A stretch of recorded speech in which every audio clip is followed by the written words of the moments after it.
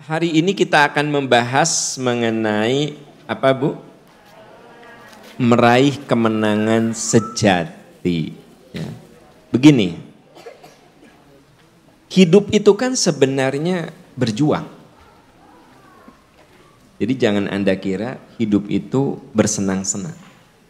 Hidup itu berjuang, Pak. Makanya ada ayat wa ma khalaqtul jinna wal insa illa liya'budun. Tiada kami ciptakan manusia dan jin kecuali untuk beribadah, itu kan berjuang. Jadi kalau Anda berpikir hidup itu berleha-leha, hidup itu bersenang-senang, hidup itu mager, Anda keluar dari fitrah kemanusiaan. Bahwa yang namanya manusia itu diciptakan untuk berjuang. Iya, beribadah. Tapi bentuk ibadah itu berjuang gitu. Ibu bapak kesini ini ibadah. Tapi di dalamnya kan ada perjuangan. Ya. Bapak ibu ngapalin Quran, ibadah bukan? Ada perjuangan? Ada di situ. Ya, gitu. Hidup sehat, ibadah bukan? Ada perjuangan di situ. Ada, minimal kita menahan diri. Oh ini mah aku jangan banyak-banyak makannya. Iya jengkol, oh ulah. Kamarige jengkolin. Anak-anak sekarang mah nggak ngerti jengkolin teh apa. Ya? Nggak ngerti ya, ya sudah lah nggak apa-apa. Agak pribadi juga ya ngomong jengkolin teh. Jadi kalau misalnya Anda suka jengkol nih, ya Anda tahan. Cuma nyoba aja satu. Padahal biasanya setengah kilo gede ditambul Pak. Nah, kenapa? Berjuang Anda mengurangi karena ternyata itu nggak sehat untuk Anda. Jadi sebenarnya hidup itu perjuangan. Untuk sehat saja kita berjuang. Bahkan kita menahan diri untuk tidak memakan sesuatu yang kita suka. Ya, jadi perjuangan. Aku teh pengen menurunkan berat badan tapi nggak mau menderita. Nggak ada. Kalau ingin menurunkan berat badan ada perjuangan, ada penderitaan. Minimal menahan ngemil. Ya. Menahan tong ngemil we. Makan pagi jam 7. Hup. Jam 10 buah. Jam 1 makan. Hup. Jam 4 buah. Jam 7 malam makan. Itu aja dulu. Kan Anda mah kayak gorengan hiji. Setiap item hiji, tempe hiji. Ya, gehu hiji. Ya kan? Gitu. Itu berarti ketika saya ingin menurunin berat badannya. Gimana dok? Udahlah. Ngemilnya hentikan aja dulu, nggak usah aneh-aneh. Ngemil aja Pak. Oh iya, oke ngemil. Tetep pun perjuang. Jong godaan teh babaturan tuh ujuk-ujuk mawa tahu. Godaan teh. Mendoan. Mendoan luar biasa sekali. Jadi sebenarnya hidup itu apa? Perjuangan. Ya, hidup itu berjuang. Nah, ketika kita berjuang, ada titik kita berhasil. Yang suka disebut dengan kalau kita berjuang, ada titik kita ini berhasil. Nah, keberhasilan ini disebut dengan kemenangan. Kan judul ieu teh raih kemenangan sejati. Ceritanya teh aku teh memberikan pengantar logika, teh nyara rambung deh. Jadi kalau setelah berjuang kita itu sampai titik menang. Tapi boleh juga sampai titik kalah. Orang berjuang gitu kan, bisa menang bisa. Nah, bagaimana kita meraih kemenangan selama 1 bulan itu diasah. Nah itu yang akan kita bahas, meraih kemenangan. Sebenarnya kemenangan sejati itu apa? Nah tapi sebelum saya bicara kemenangan sejati, saya ingin garis bawahi bahwa setiap Anda menang, setiap Anda sukses, setiap Anda berhasil, itu tidak 100% karena kehebatan kita. Tapi karena Allah nolong kita. Jadi dalam kemenangan itu selalu di situ ada pertolongan Allah. Dalam setiap kemenangan, dalam setiap kesuksesan, dalam setiap keberhasilan, percaya di situ ada pertolongan Allah. Berarti perjuangan itu ya. Begitu kita berhasil karena Bapak Ibu nih berhasil berjuang ke sini. Catat, karena Bapak Ibu ditolong sama Allah. Dan kalau nggak ditolong mah, geus pakai kerudung, geus pakai lipstik, ya. Geus napal si lipstik teh ka dia teh. Makanya kalau pakai masker tuh boros lipstik, Pak. Matak teh dibuka-buka dah, dibuka teh kan ala ledeh kan. Aya oge nu ek di lipstik teh dikeun heula.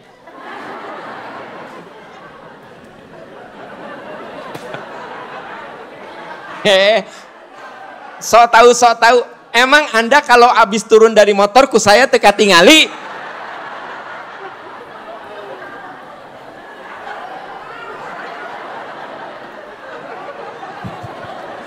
Ya saya teh, aduh. Mak, bukan ningali. Nya ketingali gimana sih? Ya Anda teh nya.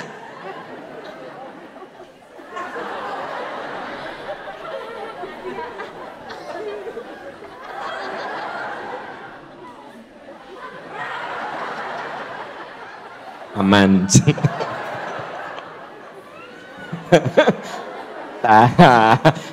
Anda mah kalakuan sorangan diketawain sendiri.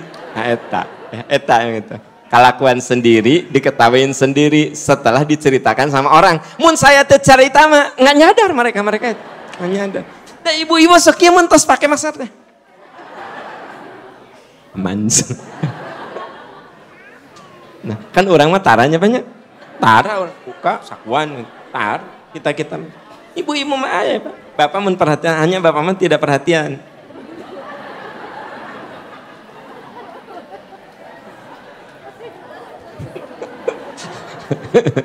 Ya, bapak mah baru apalnya. Di YouTube aya. Di YouTube ya. Di YouTube aya. Oh gitu. Atuh di YouTube segala aya, di TikTok tah. Aduh, saya teh lagi cerita apa ya? Bahwa itu selalu ada pertolongan, suratnya nggak usah jauh-jauh. Suratnya nggak usah jauh-jauh. Baca surat An-Nasr. Pasti bingung An-Nasr. Alam Nasroh. Idza ja'a Nasrullah. Ya. An-Nasr. Coba perhatikan. Idza jaa nasrullahi wal fath. Bila datang pertolongan Allah dan coba Anda lihat. Kata apa dulu yang duluan disebut? Kemenangan atau pertolongan? Nah, ini harus jadi pola, Pak. Anda dan saya kudu yakin tiap ada sebuah kesuksesan yang kita raih karena Allah nolong. Ada beberapa teman yang, Kang, teman-teman aktivis dakwah, itu gimana ya masjid segede gitu ngabisin puluhan miliar dengan seluruh penataan dilaksanakan saat COVID. Lagi COVID ya tuh Pak. Sampai pernah kerja di sini itu di shift, jadi maksudnya tadina 60 orang, 40 orang gitu, dikurangi. Pernah lagi awal-awal gitu, awal-awal kan sieun pisan nubatukeun di mun aya nu batuk komo bersih. Hasi samol teh ningali kabeh ka urang. Wah bener ya si Covid mah menghinakan manusia teh. Ya. Boro-boro batur di rumah juga. Apa? Naon eta? Naon kumaha urang mah atuh. Gitu. Ya kan? Jadi pernah kan awal-awal gitu Pak? Nah, jadi kita ini peletakan batu November 2019 setelah PI Fest. Jadi pendeklarasiannya itu PI Fest, Percikan Iman Festival di Sabuga. Nah, langsung peletakan November, Desember jadi COVID di Wuhan. Ya. Masuk Februari akhir di Indonesia. Maret udah terhenti. Ya. Nah, alhamdulillah dengan pertolongan Allah ini masjid selesai persis ketika COVID itu sudah mereda. Dan banyak yang Pembangunan masjid itu terhenti, Pak. Kenapa? Ya kondisi ekonomi masyarakat kan boro-boro ekonomi atuh Pak. Majelis taklim saja banyak yang kolaps. Tapi Anda bisa bayangkan, ini yang tadinya awalnya kalau Anda datang ke sini, lihat Jabon sana. Nah, wilayah ini tuh kayak Jabon gitu. Bapak tadi ke sini ada banyak pohon apa? Yang nanjak itu loh, yang nanjak. Ada pagar jembatan. Itu Arapal. Di bawah nanjak, Anda tahu nggak? Dari situ teh saya awal ke sini tuh jalan setapak. Jalan setapak, Pak. Dari perumahan dari banyak yang rumah-rumah, teh jalan setapak. Pertama kali kami ke sini, kita membagikan Quran, Ustaz Ihsan ya, membagikan Quran ke masyarakat di sini. Kan teh jalan setapak atuh. Nggak ada jalan setapak. Nah, kebayang sama Anda infrastruktur dari sana kemudian bisa ada jalan ke sini, ya. Apalagi yang sudah di dalam sudah kita aspal sampai sana sampai Jabon. Dan itu bisa diselesaikan dalam waktu 2,5 tahun masjid ini. Bu, Pak, saya suka bilang sama teman-teman, gimana Allah saya bilang Allah menolong. Ya kalau Allah nggak nolong mah nggak bisa. Ya. Ada guru saya, beliau membangun masjid, biayanya sekitar 4 miliar. Sebenarnya nggak besar juga ya untuk sebuah pembangunan masjid 4 miliar. Itu sudah 7 mau 8 tahun nggak selesai-selesai. Padahal itu teh di pesantren dan alumni pesantren tersebut puluhan ribu. Saya bilang, Ustadz gimana tuh kalau menggalang alumni? Ya eta alumni teh teing mara riskin, teing lemah iman. Misalnya gitu kan. Sana teing lemah riskin, teing lemah. Mata kenaros ke saya teh. Ustadz Aam cenah. Eta tiasa ngandamel masjid. Ustadz saya bilang. Ustadz keterang panginten. Ieu mah pitulung Allah. Karena Allah nolong. Kalau Allah nggak nolong mah nothing, itu nggak ada apa-apanya. Berenang ayeuna teh ibu bapak teh si motor teh disimpan di ditu di si waru merenang. Anda teh kudu jalan ka dieu. Nah, jadi maksud saya apa? Ketika kita meraih sebuah keberhasilan apapun, Anda kudu yakin itu teh Allah nolong. Kalau anak-anak ibu palalinter, padahal kan ibu bodoh. Iya, atuh Bu jangan tersinggungan gitu. Iya kan namanya juga paknya ngobrol dari hati ke hati. Ibu teh kan bodoh, suami ibu lebih bodoh deh. Matak anak ibu teh mun ibu jeung suami ngobrol teh sok senyum-senyum, da duana kan bararodo. Eta anak-anakna ya Allah, palalinter pisan. Ya, palalinter pisan. Bu, ketika teman ibu muji, anak-anak kamu itu meni palalinter gitu. Ibu jawabnya apa? Alhamdulillah, pertolongan Allah. Palalinter, nyatu orang indungna. Cek teman teh, indungna kumaha jika kieu? Maneh teh sakelas jeung urang. Ranking teh kamu teh sok sesuai jumlah murid atuh. Kamu pernah masuk 10 besar, muridnya 10 orang. Ya barudak palalinter bukan karena kamu pintar, Allah nolong kamu. Nah gitu. Jadi teman-teman, kita ini biasakan paradigma berpikir kita. Kalau Anda meraih sesuatu, katakan Allah nolong saya. Ibu bapak datang ke sini, Allah nolong. Makanya di ayat itu, idza jaa nasrullahi, bila datang dan nah kemenangan apa? Wa ra'aitan nas yadkhulun. Betul? Kamu lihat orang-orang berbondong-bondong masuk Islam, ya. Fi dinillahi afwaja. Dulu Rasulullah itu berjuang bertahun-tahun, selama 13 tahun di Mekah, hasilnya tidak menguntungkan, tidak berarti, tidak signifikan. dakwah 13 tahun. Sampai kemudian Nabi hijrah kemana? Ke Madinah. Dan dalam waktu 1 tahun, hampir seluruh rumah yang ada di kota Madinah itu masuk. Ada orang Islamnya gitu. Kadang ada suaminya, istrinya belum, anaknya sudah. Itu tahun pertama.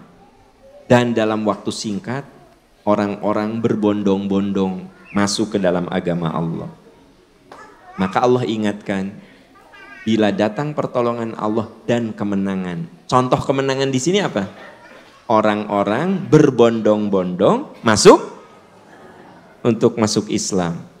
Maka kalau kita sukses, kalau kita berhasil, ayat ini mengatakan fasabbih bihamdi rabbika wastaghfirhu. Apa fasabbih? Maha sucikan Allah dengan memuji Tuhanmu dan beristighfarlah, sesungguhnya Allah Maha penerima. Kenapa Pak? Kalau udah sukses kita kudu istighfar, selain memuji, selain alhamdulillah. Kenapa kita kudu istighfar? Kenapa Bu?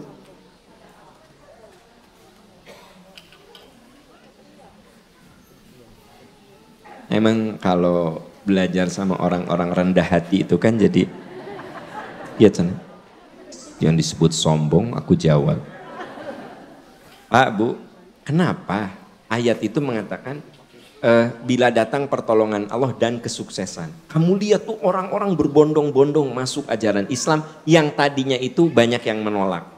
Sekarang berbondong-bondong. Maka maha sucikanlah Tuhan, fasabbih bihamdi rabbika. Maha sucikan Tuhanmu dengan memujinya. Wastaghfirhu, dan mohon ampunlah, innahu, Allah itu maha. Pertanyaan saya, kenapa kalau udah sukses selain Anda berterima kasih, bersyukur, mengucapin hamdalah, Allah menyuruh kita istighfar, kenapa? Supaya tidak sombong. Ada lagi? Karena pertolongan Allah. Karena pertolongan Allah. Supaya tidak sombong. Sok ayat di naon. Ya. Supaya mengingatkan apa? Apa aja? Ya, apa aja. Nah, apalah. Nah, pengen tahu jawabannya? Pengen tahu banget atau cuma pengen tahu? Begini, kalau Anda sedang berjuang, kadang suka ada nggak muncul kesal, marah, nggak mau nerima kenyataan. Kadang suka kayak gitu. Nih jauh-jauh kadionya langsung. Ih maka gonong atuh. Cuma macet, orang kena banjir sih. Nih bikin masjid di hutan atuh. Padahal kata kita mah di kota atuh. Anda ngomel. Istighfar. Ya. Jadi dalam perjuangan itu kadang suka ada ngomong. Ya. Ibu, anak-anak ibu soleh. Ibu teh kudu istighfar. Karena mungkin saja waktu belum soleh mah ibu teh kesel, marah, sampai ya Allah, boga anak ya mah mendingan tong boga anak ya Allah. Tahu gini mah tong boga anak atuh. Ternyata anak ibu teh berubah pelan-pelan soleh. Berarti Anda pernah apa? Ngeluh, pernah marah, pernah menyalahkan. Ya Allah, suami teh gini-gini banget ya Allah, tahu gini mah atuh tong ngajodoh jeung jelema nu kieu ya Allah. Ya Allah, napa takdir saya meni butut-butut teh ya Allah. Tapi ternyata suami Anda berubah. Berubah teh bukan hanya akhlak dan imannya, ekonominya berubah. Anda jadi orang yang di antara keluarga mah paling sukses. Nah ingat loh, ketika Anda belum sukses, boleh jadi Anda pernah menggerutu, pernah marah, bahkan mungkin menggugat Allah. Kenapa saya diberi jodoh seperti ini ya Allah? Ipar-ipar nabi kasebeleun. Gitu. Suamian juga gini. Awal, tahun pertama, tahun kedua, setelah Anda menjalani rumah tangga 20 tahun, Anda ternyata di antara saudara-saudara Anda yang paling sukses. Di antara saudara-saudara suami Anda nupang bageureun, pang dermawanan. Anda kudu ingat dulu ketika belum sukses mungkin kita ini pernah menggerutu. Mungkin nggak itu terjadi Pak? Mungkin. mungkin. Ya, mungkin gitu. Nah jadi teman-teman sekalian, kemenangan itu sebenarnya dimulai dari pertolongan Allah. Begitu kita menang, kita memuji Allah, bersyukur dan beristighfar. Sekarang terbaca alasannya kenapa kita istighfar? Ya karena manusia itu ada titik lelah. Yang namanya berhasil itu dimulai kadang-kadang dari perjuangan. Dan perjuangan itu kadang melelahkan. Ya. Ada yang ngapalin Quran tuh apal-apal. Gusti abdi temani bodoh-bodoh ting. Gusti kan anda teh menggugat ke Allah. Mana aku bodoh-bodoh ting atunya aku teh bodoh-bodoh ting tah istighfar. Ya. Begitu apal wadduha teh istighfar. Astagfirullah. Jelas ya? Nah. Raih kemenangan sejati. Saudara-saudara sekalian, kemenangan yang sejati menurut Anda apa? Kemenangan sejati. Kemenangan yang paling berharga. Jadi bisa bermakna sejati, bisa bermakna kemenangan yang paling berharga. Yang pertama apa? Kemenangan sejati itu yang pertama apa? Emang sih mending tong nanya. Pun nanya teh malah jadi rudet. Pas ditanya apa? Namanya. Nah. Ya. Kemenangan sejati itu pertama kita mendapat hidayah Allah. Itu kemenangan sejati. Ya gak sih? Tidak ada kemenangan terhebat kecuali ketika Allah benar-benar memberikan hidayah pada kita. Coba buka surat Al-An'am. Ayat 100. Nah. Begini, kemenangan sejati satu apa Pak? Kenapa saya katakan kemenangan sejati itu kita mendapat hidayah Allah? Karena tiap sholat saja kita minta agar dibimbing dengan hidayah. Ihdinas siratal mustaqim. Ya Allah, tunjuki hamba ke jalan yang lurus. Tiap sholat kita baca itu. Ternyata Allah membimbing kita dengan hidayahnya. Apakah itu sebuah kemenangan? Iya, kemenangan. Kemenangan sejati itu pertama hidup kita dibimbing oleh Allah Subhanahu wa taala. Nah, ketika hidup kita dibimbing oleh Allah, apapun akan terasa ringan. Itu yang dijelaskan di surat Al-An'am ayat mangga Ustaz Ihsan. Iya, aturun Ustaz. Bapak Ibu sekalian, kita awali dengan isti'adah ya. A'udzu billahi minasy syaithanir rajim. Faman yuridillahu an yahdiyahu yashrah sadrahu lil Islam. Wa man yurid أن يضله يجعل صدره ضيقا حرجا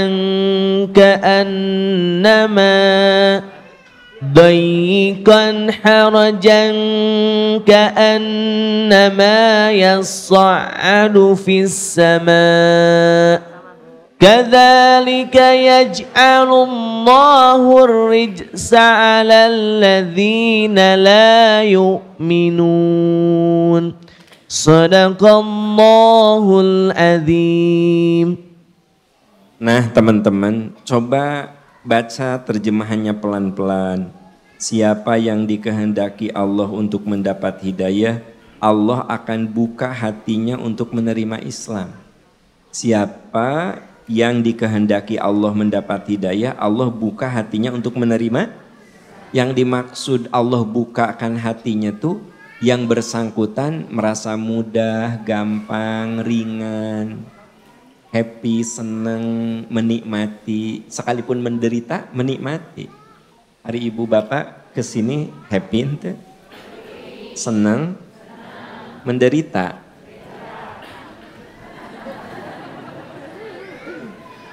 Iya, justru menurut saya di tengah penderitaan kok Anda bisa senang, gitu.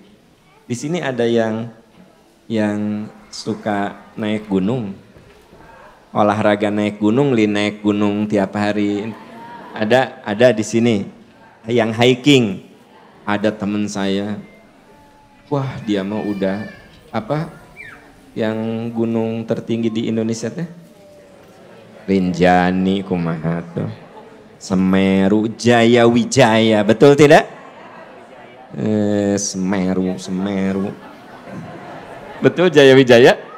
Nah, bagi orang yang senang hiking, dari sini jalan naik sana teh penuh penderitaan enggak? Iya kan kudu bawa ransel 15 kilo jalan gitu loh. Dia menderita enggak? Capek. Tapi dia nikmat enggak? Nah kebayang Anda capek ibadah tapi Anda menikmati. Anda kurang tidur tapi Anda menikmati. Anda lapar tapi Anda menikmati. Anda jalan ke sini kepanasan, macet, jabat di helm nanti tidak ada AC-nya. Ngubek. Kan? Kabayang tuh, penuh penderitaan. Tapi kok Anda menikmati? Itu hidayah. Jadi orang tuh kalau udah dapet hidayah, bukan berarti tidak capek Pak. Anda kudu bangun jam 3. Kan Anda kudu melawan ngantuk, bener gak? Kudu melawan ngantuk. Anda berwudu, Anda sholat. Tapi di tengah penderitaan itu, kalau itu disebut sebagai sebuah penderitaan atau perjuangan, kok ada kenikmatan? Itu hidayah.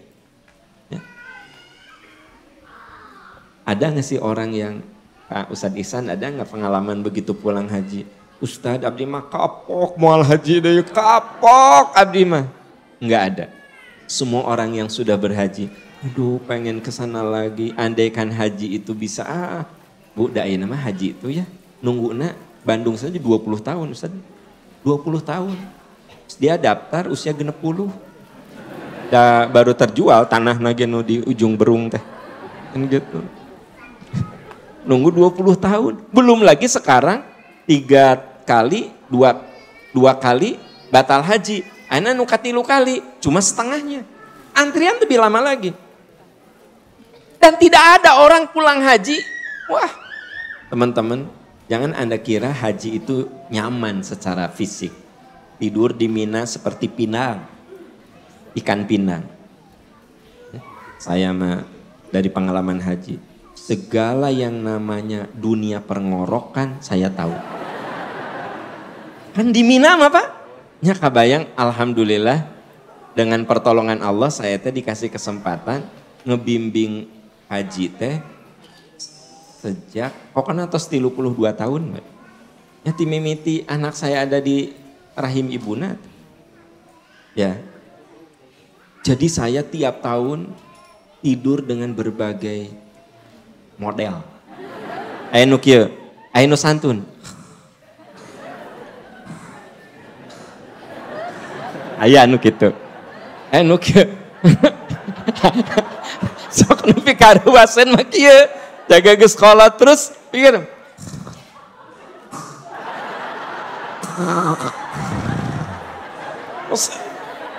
Oh, cek saya ge kalau saya kudu nyontokeun ngorok bisa. Ini atuh 32 tahun Pak. Di Mina itu ngajejer juga pinang atuh. Satu orang itu 1,5 meter. Ya udah sih. Yang plus gimana? Sama aja dulu mah. Sekarang katanya ada perubahan. Sama aja. Ya, sama. Intinya apa? Orang haji itu tidak nyaman Pak. Di Mina itu bagi Anda yang sudah berhaji merasakan sekali. Ustadz Ihsan merasakan sekali.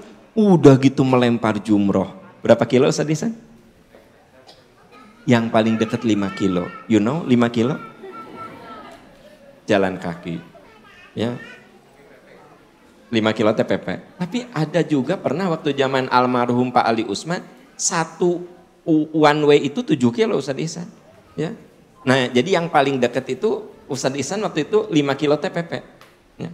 Ustadz Ali almarhum itu 7 kilo. 1 kali jalan. Sambil jalan teh, oh tapi senang ya. Allahu Akbar, Allahu Akbar, Allah. Nah gitu. Kalau belum melempar, belum tahallul. Ya, kalau sudah tahallul. Kalau belum tahallul, labbaika Allahumma labbaik, labbaika la syarika laka labbaik, innal hamda wan ni'mata laka wal mulk la syarika lak, labbaika Allahumma. Ya kan gitu. Bari nangis. Jadi keringat jeung air mata teh geus kahiji bae. Napal ka dieu. Minum pokoknya iya keringat, air mata, ingus, minum, wah hiji. Menikitu, Anda teh ini kejadiannya. Ya. Nah, teman-teman, ya, tapi di tengah penderitaan itu pergi melempar jumroh tuh berdesakan. Pulang ya kan, pergi lagi, pulang lagi. Begitu landing di bandara, Ustadz pengen lagi ke sana. Padahal saya tahu itu si ibu gus, wah, kaki magus barulah tuh Pak. Kaki udah pecah-pecah, ya kan gitu. Nah, Bapak Ibu, kenapa orang pulang haji bilang, Ustadz pengen ke sana lagi. Padahal itu baru landing dan saya tahu dia menderita di sana nanti. Kan gitu. Kenapa coba? Hidayah. Walaupun dia menderita tapi menikmati gitu. Pak Bu, saya kalau mau berangkat hajinya banyak yang udah pernah haji bilang gini, Ustadz sok kabita, kabita itu bahasa Indonesia. Suka pengen lagi. Saya kalau lihat orang mau pada berhaji saya suka menetiskan air mata. Asa pengen lagi ke sana Ustadz. Padahal saya tahu ketika berhaji itu penuh penderitaan. Anda tahu nggak itu namanya hidayah tuh yang kayak gitu. Kan kudu banyak contoh Anda mah. Kan hidayah, oh hidayah. Ayat tadi mengatakan siapa yang dikehendaki oleh Allah ya diberi hidayah yashroh sodruhu lil Islam. Allah bukakan hatinya. Jadi kalau orang sudah dapat hidayah itu kemenangan. Kenapa?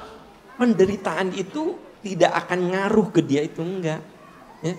Bukan tidak menderita, tapi tidak menghalangi dia untuk berbuat sesuatu. Kalau Bapak Ibu dapat hidayah, penderitaan Anda dari Lengkong ke sini, dari Cimahi ke sini, dari Ujung Berung ke sini, pasti mun aya nu teh disebut teh Ari Abdi teh disebut kan gitu. Pasti eta teh Anda teh greget nih hayang nyebut nama daerahnya. Saya tahu itu, ya kan? Ini Anda teh greget teh kan. Aya nu Gede Bage. Oh, Gede Bage. Kan gitu. Nah, kata ibu-ibu yang daerah Arjasari, sebut dong Arjasari. Nah, ya. Maksud saya apa? Ternyata, saudara-saudara, kenapa kok Anda walaupun ada penderitaan, Anda nikmati, itu hidayah. Jadi sebenarnya kalau kita berhadapan dengan orang yang dapat hidayah mah, nggak usah takut dengan penderitaan. Dia akan jalani itu sebenarnya. Dia akan jalani itu. Nah itu poin pertama. Kemenangan, apa Bu? Sejati itu apa? Mendapatkan hidayah. Yang kedua, kemenangan sejati itu kita mendapatkan keberkahan. Itu kemenangan sejati. Berkah. Lihat surat Al-A'raf. Al-A'raf 96. Oke, sudah Bapak Ibu sekalian? Baik ya. Kita awali dengan isti'adzah.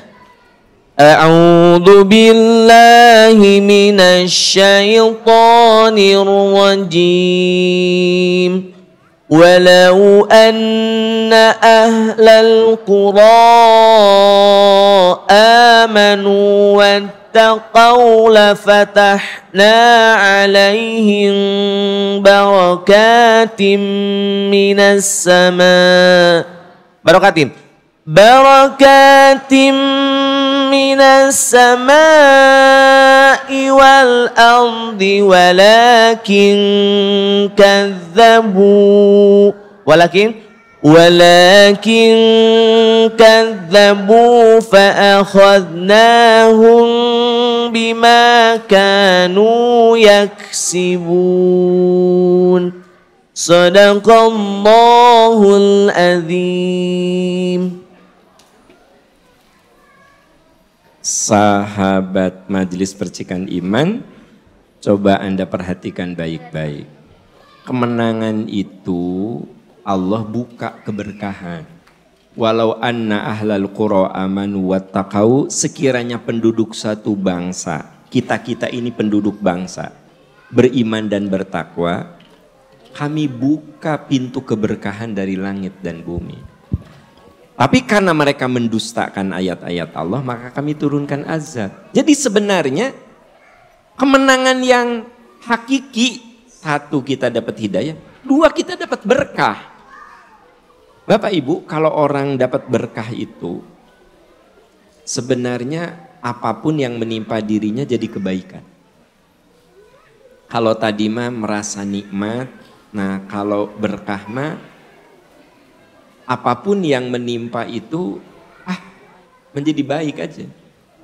Bu, kalau suami ibu tidak soleh, menyenangkan apa tidak?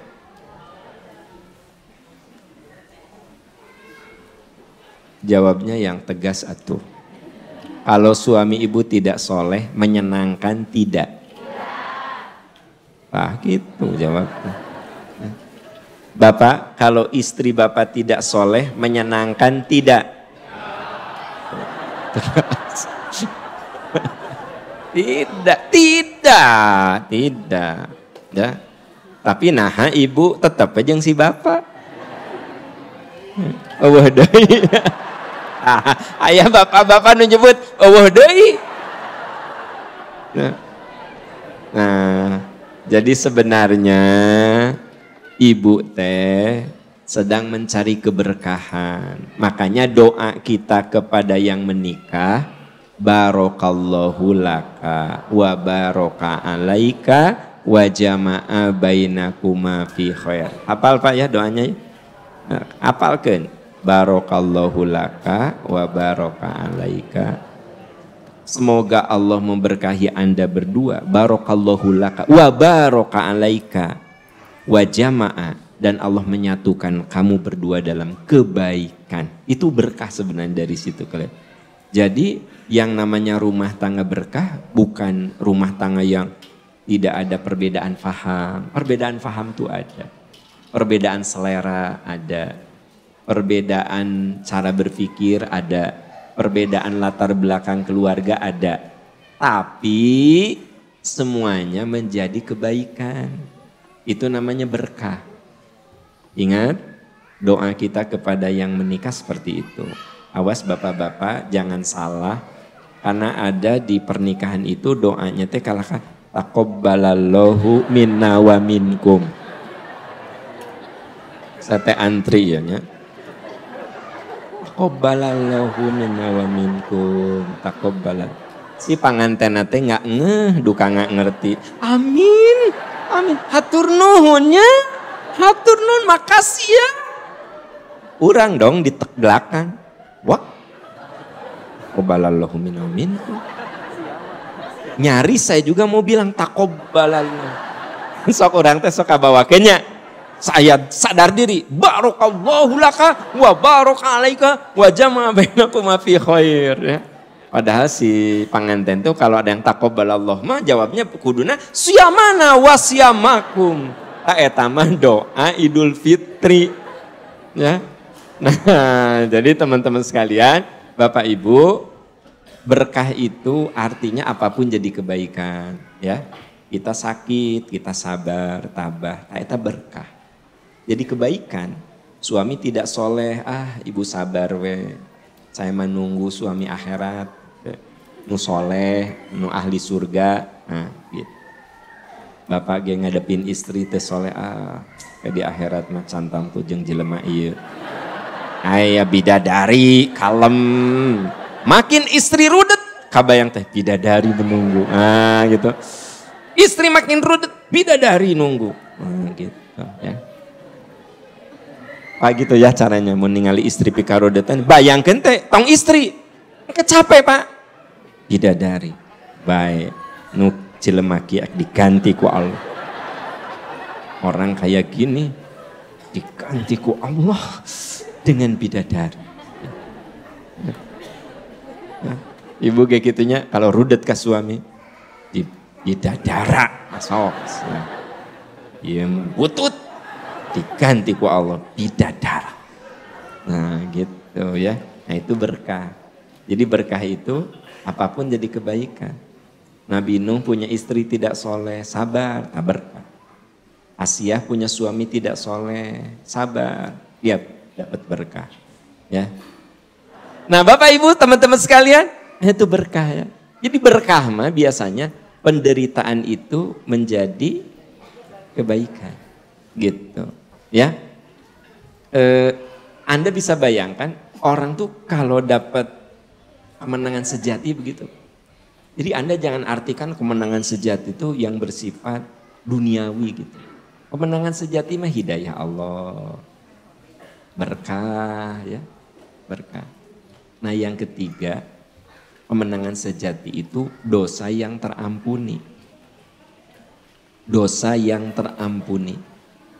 Surat As-Saff buka, surat ke-61. Berapa ngisan tadi? 10. Ayat 10 sampai 12. Ayat 10 sampai 12. As-Saff ayat 10 sampai 12. Kalau sudah siap semuanya, Bapak Ibu sekalian, kita awali kembali dengan istiadah ya. Yuk, mangga. A'udzu billahi minasyaitonir rajim. Ya ayyuhalladzina amanu hal adullukum ala tijaratin tunjikum min adzabin alim. Tu'minuna billahi wa rasulihi wa tujahiduna fi sabilillahi bi amwalikum wa anfusikum. Dzalikum khairul lakum in kuntum ta'lamun. Yaghfir lakum dzunubakum wa yudkhilkum jannatin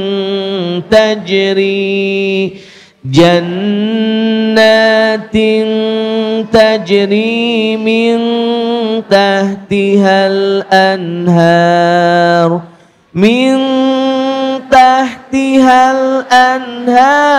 wa masakin tayyibatan fi jannati adn. Dzalikal fawzul azim.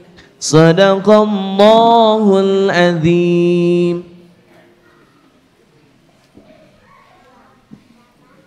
Jadi yang ketiga, kemenangan hakiki itu ketika dosa-dosa kita terampuni. Coba Bapak Ibu perhatikan. Hei orang yang beriman, maukah aku tunjukkan pada satu perdagangan yang dapat menyelamatkanmu dari azab? Maukah aku tunjukkan pada sebuah transaksi yang dengan transaksi itu kamu terbebas dari azab? Yaitu apa? Kamu beriman pada Allah dan Rasulnya serta berjihad di jalannya dengan harta dan jiwamu. Jadi kita bertransaksi, yaitu kita beriman kepada Allah dan Rasul, berjuang di jalannya dengan harta dan jiwa, itu lebih baik untukmu jika kamu tahu. Kenapa dikatakan lebih baik? Karena kita akan dapat kemenangan. Apa? Yaghfir lakum dzunubakum. Ayat 12. Allah ampuni kesalahan.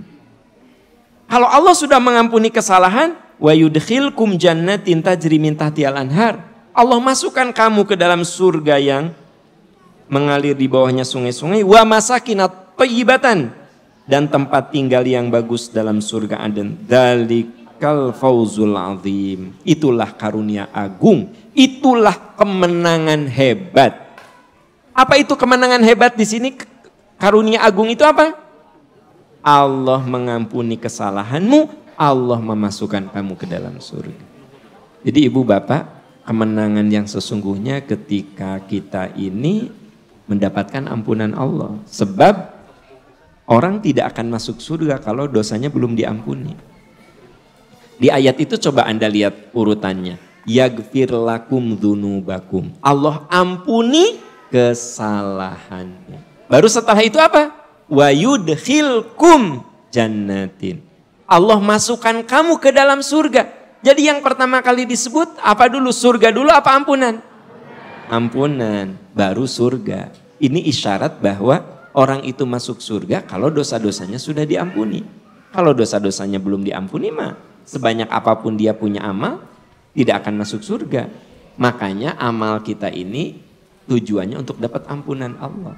Supaya kita mendapatkan kemenangan sejati, yaitu dengan cara tu'minuna billah, kamu beriman kepada Allah, wa rasulihi, dan kepada Rasul, wa tujahiduna fi sabilillahi bi amwalikum wa anfusikum. Kamu berjihad di jalan Allah dengan harta dan jiwamu. Bapak Ibu datang ke sini itu jihad dengan harta dan jiwa. Dengan tenaga, dengan harta. Paling tidak kan bayar ojek, meser angkot. Ya enggak? Bayar ojek, meser angkot. Ya. Paling tidak, kenapa saya mah jalan kaki. Kan tenaga itu. Yang jauh itu tenaga, ya, termasuk juga ibu nyatet pikiran. Ibu bapak datang ke sini, Anda jihad dengan jiwa, dengan harta. Dzalikum khairul lakum in kuntum ta'lamun. Itu lebih baik bagimu kalau kamu tahu. Kenapa lebih baik? Allah kasih yang lebih hebat dari apa yang kita keluarkan. Dari tenaga yang kita keluarkan, dari rezeki yang kita keluarkan, Allah ganti yang lebih baik. Yaghfir lakum, Allah ampuni kesalahan. Wa yudkhilkum jannatin tajri min tahtiha al-anhar. Ibu bapak, itulah kemenangan yang sejatinya, yang aslinya. Apa? Hidayah Allah, keberkahan dan ampun. Semoga Ramadan yang kita lewati membawa kita kepada kemenangan sejati. Amin ya robbal alamin. Ibu bapak, itu yang bisa kita bahas. Subhanaka Allahumma wa bihamdika asyhadu an la ilaha illa anta astaghfiruka wa atubu ilaik. Rabbana dhalamna anfusana wa illam taghfir lana wa tarhamna lanakunanna minal khasirin. Rabbana atina fid dunya hasanah wa fil akhirati hasanah wa qina adzabannar. Amin ya arhamar rahimin. Amin ya robbal alamin. Walhamdulillahirabbil alamin. Wassalamualaikum warahmatullahi wabarakatuh.